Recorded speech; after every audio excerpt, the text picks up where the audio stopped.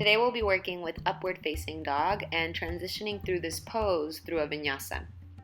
So we'll start on our bellies. We'll warm up first, as is good with any deep back bend practice, and I like to do that with a few cobras. So lifting lightly just the heart up off of the ground for the first one, using the palms to help you lift a little bit deeper for the second one, keeping the back of the neck long. And then for your third one, maybe your deepest one yet, lifting a little bit higher, spreading the collarbones wide, and then resting down on your exhale.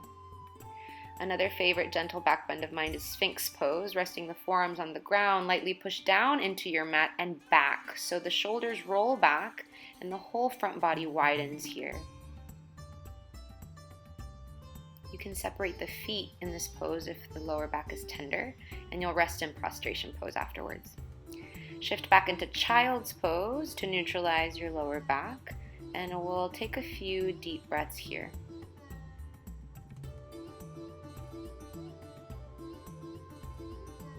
From child's pose, you'll shift up and back into downward facing dog, pedaling out the legs if you need to, relaxing the face and the jaw, and pressing deep into the hands so the heart comes towards the thighs.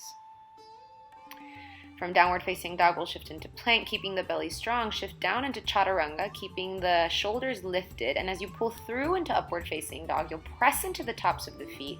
The legs float completely off of the ground and the heart pulls through the arms and forward.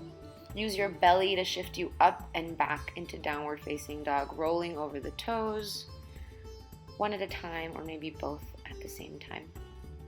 If chaturanga isn't in your practice today, you'll shift back into plank, lowering all the way to your belly. Untuck the toes, move the hands back, and lift up, pressing into upward facing dog again. Heart moves through, collarbones spread wide, entire legs are engaged, and the gaze is lightly up rather than throwing the head back. Again, our core moves us back powerfully into downward facing dog with an exhale. Take a few breaths in down dog, and when you're ready, you'll come down onto your shins and rest in child's pose. As with any practice, be mindful of your body. So if the lower back is in pain or tender or you have an injury, stay in cobra or maybe sphinx for the entirety of your practice. I hope you enjoy this lovely back bend, a favorite of mine. Namaste.